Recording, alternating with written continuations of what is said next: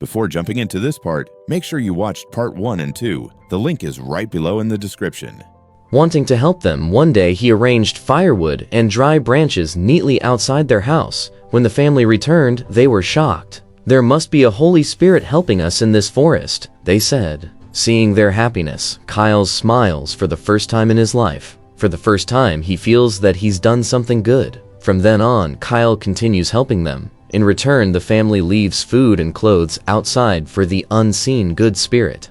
At night, Kyle silently comes and takes them. But they have no idea that behind all of this kindness stands a monster with the deeply wounded heart of a human. This is how Kyle's days pass, silent, hidden, always close to human love, yet invisible. But one night, the forest peace is shattered. Wolves attack the family's sheep. In panic, the family fires their guns and drives the wolves away. After this, they realize it's no longer safe to stay there. They decide to move to the city, but the blind old man refuses to leave. The rest of the family departs, leaving him alone in the house. When Kyle hears this, something pulls at his heart. He decides, tonight, he will reveal himself. He will stop hiding. That night, Kyle quietly enters the house. Though the old man cannot see him, he senses someone standing there and gently smiles. "You're the one who's been helping us all this time, aren't you?" He thanks Kyle. At that moment, Kyle's hand accidentally hits a glass bottle. It falls and shatters. Startled, Kyle steps back in fear, but the old man calmly says, "Don't be afraid. No one will hurt you here. If you want, you can stay with me. I'd be very happy."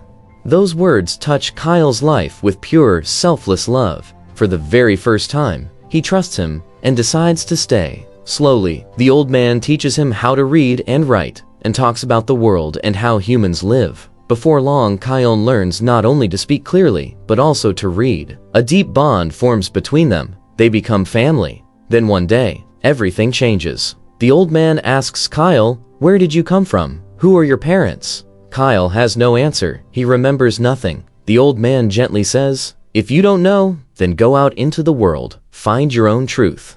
The words feel right to Kyle. This question has been haunting him for a long time, so he leaves the forest. While walking, he spots the destroyed tower in the distance. As he approaches, he sees nothing but ashes. Burned papers and books are scattered everywhere. He picks them up and starts reading. From half-burned experiment notes, he learns the horrifying truth. He was never born like a normal human. He was created from pieces of dead bodies.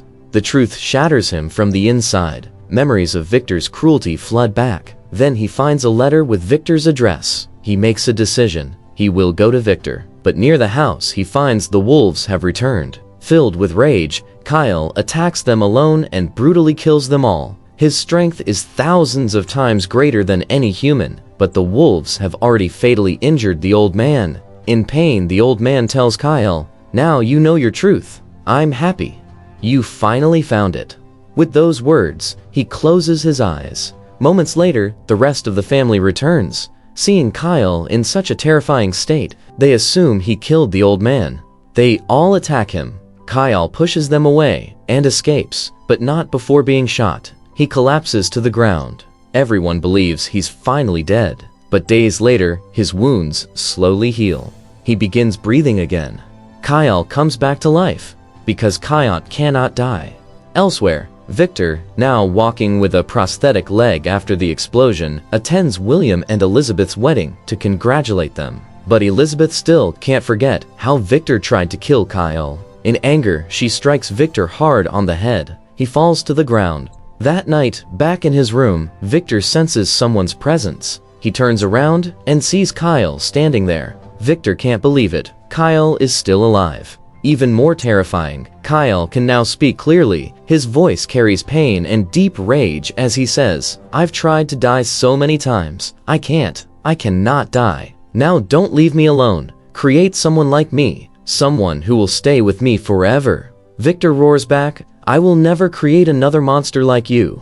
The moment Victor refuses, Kyle's rage explodes. He grabs Victor, lifts him off the ground, and slams him violently against the wall. And from here begins the final battle, the ultimate clash between creator and creation. Hearing the terrifying noise, Elizabeth rushes into the room. Seeing Kyle alive, she freezes for a second, then breaks down in relief.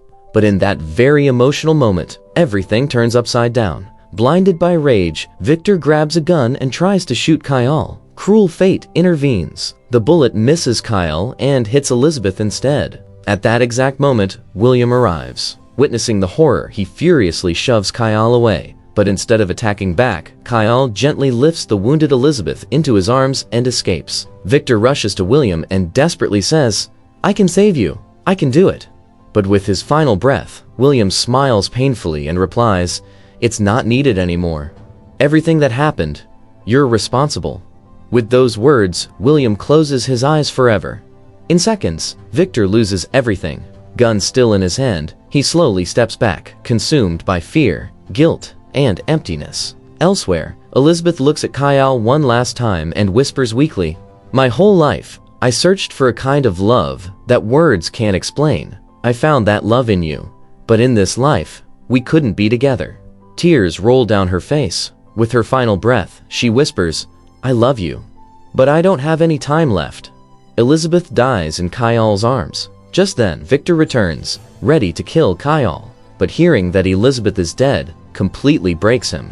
Kyle finally loses control. Enraged, he beats Victor mercilessly and screams, "Now your life is in my hands. I'll show you real hell." And with that, Kyle disappears. From that day on, Victor lives for only one purpose: to kill Kyle. He builds bombs, forges swords, creates deadly weapons.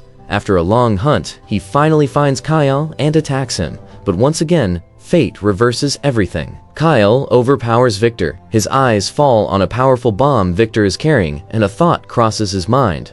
Maybe this time, I can finally die. Kyle grips the bomb tightly. A massive explosion follows, but Kyle still doesn't die. This explosion is the very event shown at the beginning of the movie when the captain and his crew arrive and rescue a critically injured Victor. Now the story returns fully to the present. After hearing Kyle's entire story, Victor finally understands. His greatest mistake was destroying a being who only wanted love. Victor slowly walks toward Kyle, embraces him, and says in a trembling voice, "Now I understand what my mistake was. Forgive me, my son. You are immortal. You don't need to be afraid anymore. Live your life in peace." Kyle, who spent his entire existence longing for just a little love, finally receives it. He accepts Victor as a father and forgives him. But Victor's body has reached its limit. Slowly, he takes his final breath and dies. Kyle sits silently, alone, empty, numb. After a moment, the captain tells his crew, "Everyone stay calm." Kyle stands up, walks outside the ship, and looks down at the frozen valley. Then he descends onto the ice and, using his superhuman strength, pushes the trapped ship back into the open sea. The crew erupts in celebration, but Kyle feels nothing but emptiness. Having lost everything, he walks away alone, carrying the burden of an immortal life. And this is how the story ends. The story of a monster who only ever wanted to be human. That's it for today's recap of Frankenstein. If you enjoyed this video, give it a thumbs up and don't forget to subscribe for more daily movie recaps. Thanks for watching, and I'll see you in the next one.